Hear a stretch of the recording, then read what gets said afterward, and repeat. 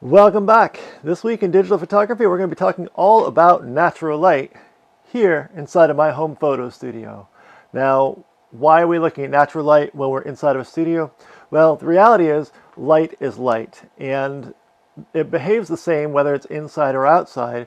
But here in the studio, we have really precise control over the direction, the intensity, and the quality of the light, which just makes it a little bit easier to demonstrate the points that we're going to be looking at today. So I was a natural light photographer shooting outdoors for the first 25 years of my career. And in the last 5 years or so, I've really taken into a lot of studio photography. And I feel like the experience that I've had in studio, being able to move my lights and control all of the different variables of the light, have really made me a better natural light photographer. So the lessons that we're going to cover today will be useful whether you're indoors, outdoors, still lifes, portraits, landscapes. Light is light. It's all important to know about. Today we're going to be looking specifically at the impact that direction of light has, as well as the quality of light has. So what I'm going to do is I have a figurine here that we're going to photograph. We're going to move my main light into a variety of different positions, and we'll photograph it and see the impact, how the shadows, how the light falls, and see how that impacts our final image. To kick off our demonstration, I've moved my main light into what we call a front light position. In this position, the light is going to be shining directly onto the subject from the same axis as the camera is. This yields a very flat light because the shadows that are being cast are actually being pushed behind the subject where we don't get to see them. Shape and texture and detail are always emphasized by shadows, and with this particular lighting setup, we really won't see a lot of shadows. So let's go ahead and shoot that image. And as you're looking at it, I want you to notice that the highlights are very, very bright, and we really don't see any of the shadows, and it gives a very two-dimensional or flat look to the image. I've gone ahead and I've moved my main light about 45 degrees off axis. We're going to go ahead and photograph this, and as we look at the image that we get, I want you to notice the interplay between the highlights and the shadows. The texture of the statue is now casting shadows that are giving a sense of shape and definition to our subject.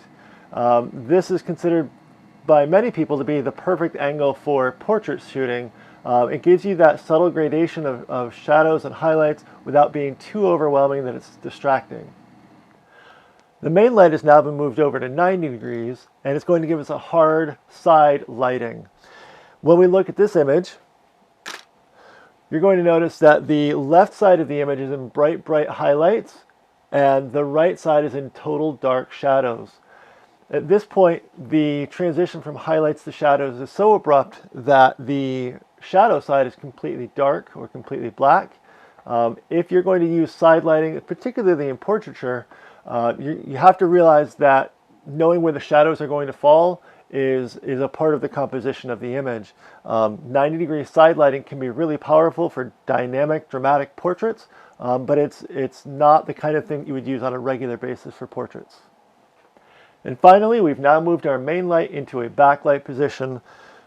In this position, the subject will be bathed in light from behind, but the front of the subject will receive no illumination. If we photograph this in studio with no other lights, this setup will provide us with a silhouette style of an image. This can be really powerful for a dramatic portrait, but it's not appropriate for many subjects. If we were shooting outdoors with backlight, say the sun is behind our subject, we can set our camera's shutter speed and ISO and aperture to provide adequate illumination for the subject, even though the sun will be overpowering and overexposing the background. And what we end up with is a hair light in our final portrait. It can be used very effectively for outdoor portraits. So as we look at all four of these images, a front light, a 45-degree side light, a 90-degree side light, and a backlight, is there one image that looks best to you? Does it make a difference if we're photographing a statue, a flower, a portrait, a building? Does the subject matter? Is there ever a time that one style of light might be more appropriate than another? Of course. And that's where you as a photographer get to make the decisions of how you want your images to look.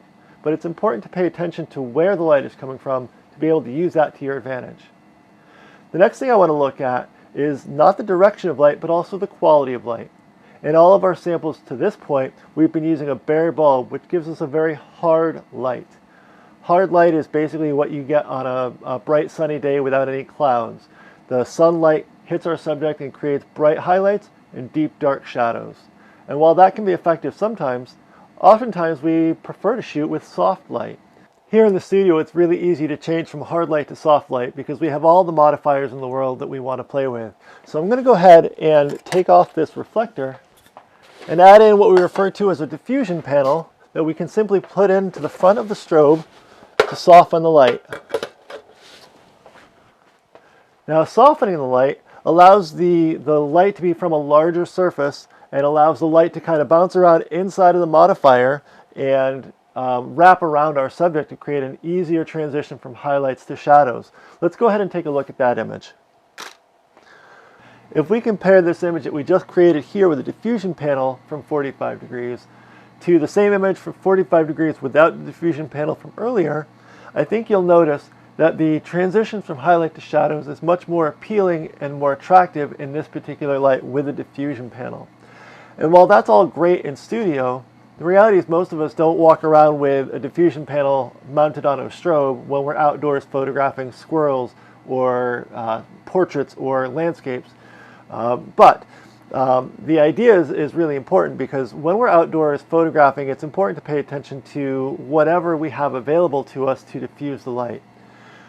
When people are doing landscape photography, one of the things that many landscape photographers are looking for is a diffused light, which means that oftentimes landscape photographers aren't shooting when it's full bright sun without any clouds, because clouds can do a really great job of diffusing the light. If you don't have cloud cover and you're outdoors and you're trying to photograph a portrait, for example, look for areas that you can move your subject into a shaded spot where they've got some sort of an overhang, whether it's a tree or a porch or an awning, that will be able to cut down the overhead light and allow that light to kind of wrap around them from the front. The other option that you can often look at is bringing with you some sort of a diffusion panel, which is easy to come by. They come pretty easy at many stores online. It's simply a piece of fabric that rolls out into a big circle, and you can hold it between the sun and your subject. Another option you could look at is bringing in a reflector, which allows the full bright sun to strike the subject, but allows you to direct some light back into the shadow side. So if this is the sun and it's coming in, it's illuminating, and it's really bright and really harsh, we can simply bring in a white piece of foam core, a white piece of poster board, or even a sheet of paper that's going to allow light to bounce off of it and fill the shadows back in. Let's go ahead and see what this looks like if we go ahead and shoot with a reflector board. Now, as we see before, we still have our diffusion panel on, which is giving us nice soft shadows, but on the shadow side, we're getting enough light kicking back in that it's even softening those shadows further. A reflector board is like $3 at the craft store, and if you're going to be outdoors shooting in midday, a reflector board is a pretty good piece of equipment to carry with you. So in conclusion, I ask that you remember that as photographers, we're all painting with light. It's important as a photographer to know where the light is coming from. It's important to know the intensity, the direction, and the quality of the light.